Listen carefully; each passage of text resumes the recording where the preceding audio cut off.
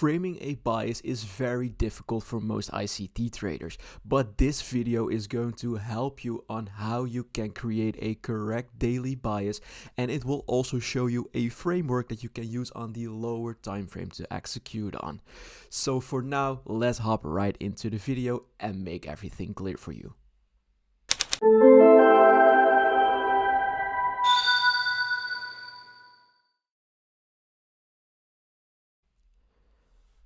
The easiest thing to implement for creating a bias is implementing previous day high and low.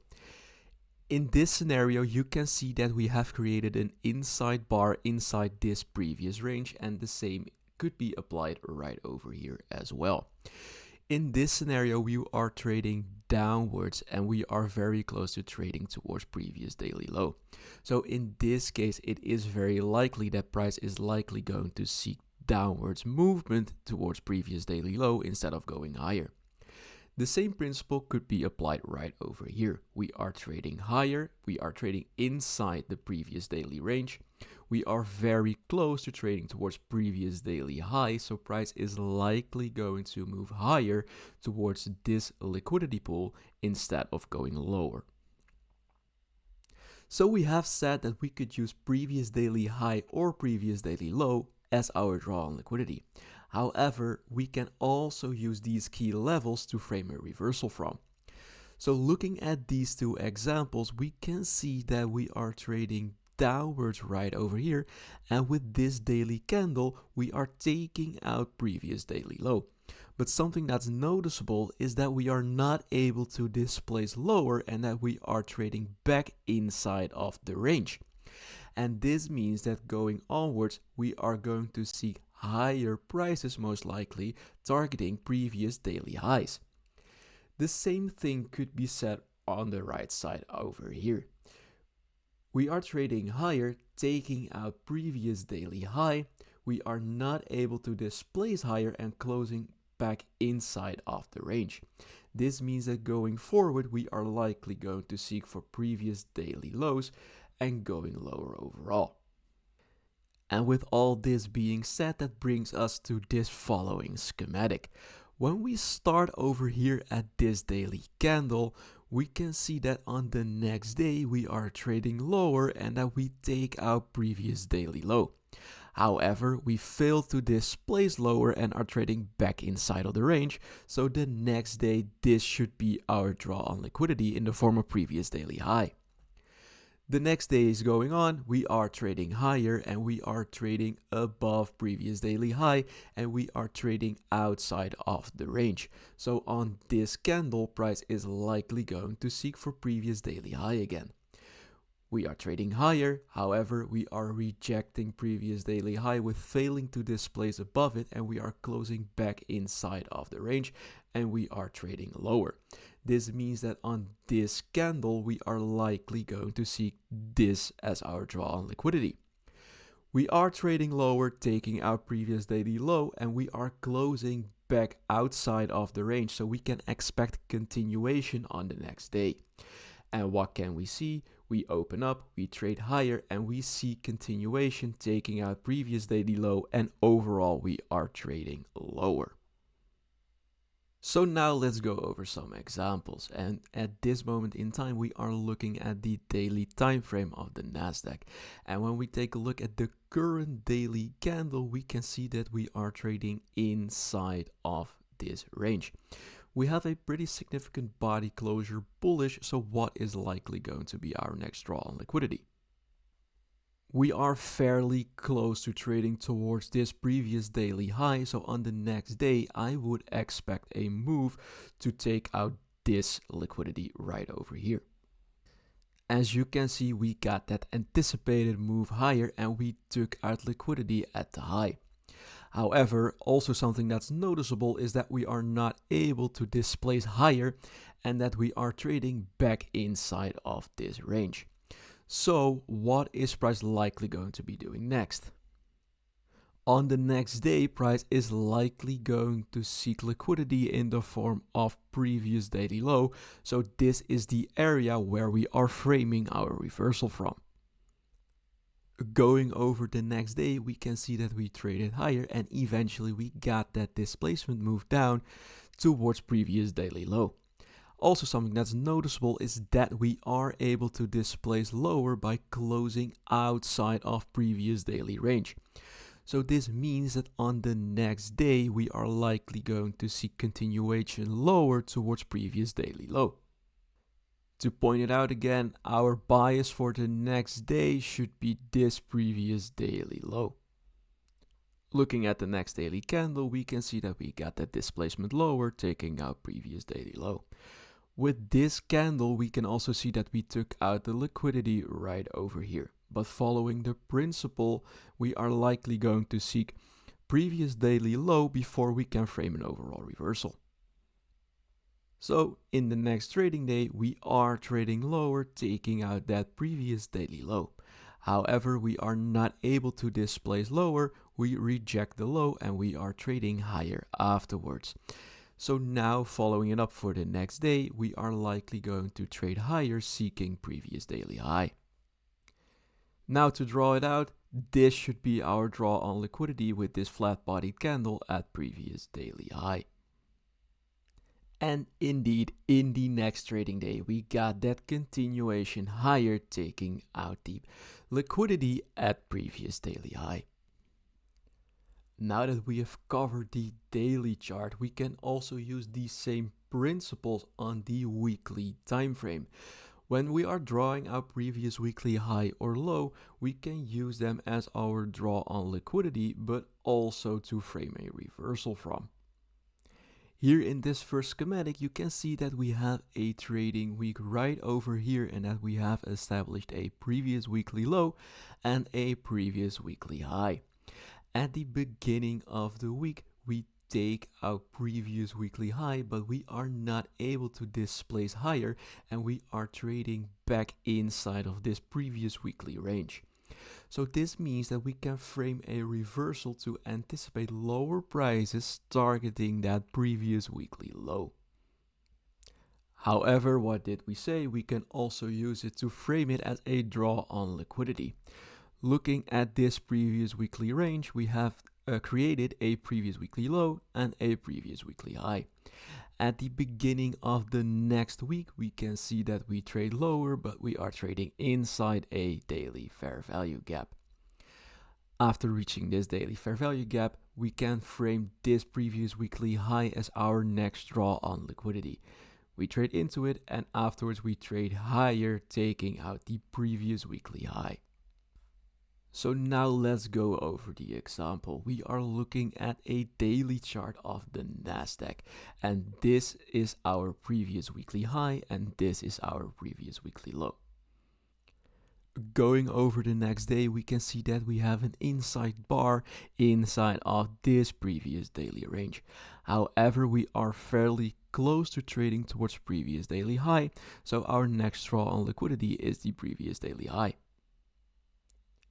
The next trading day shows up and we can see that we take out the liquidity of this daily range, but we are not able to displace higher and we are trading back inside of the range. So the next day price is likely going to seek liquidity at previous daily low. And what can we see?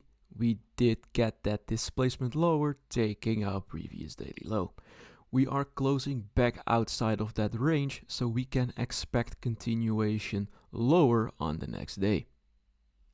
And with that next daily candle, we can see that we are taking out previous weekly low. Also, something that's noticeable is that we are not able to displace lower outside of the range and that we are closing back inside of it. So this means that we can now look for a reversal higher towards that previous weekly high. On the next daily candle, we can see that we got an initial move lower, again taking our previous daily low. However, we are rejecting that low as well and we are closing back inside of that weekly range and we have a significant bullish bodied candle. So with that being said, with taking our previous daily low, we are closing inside of that weekly range. So we are likely going to seek higher prices in the form of previous daily highs and this previous weekly high. And on the next day, we got that significant displacement higher, taking out previous daily high, and we are almost trading at previous weekly high. So we anticipate the next daily candle to reach for previous daily high and maybe even previous weekly high.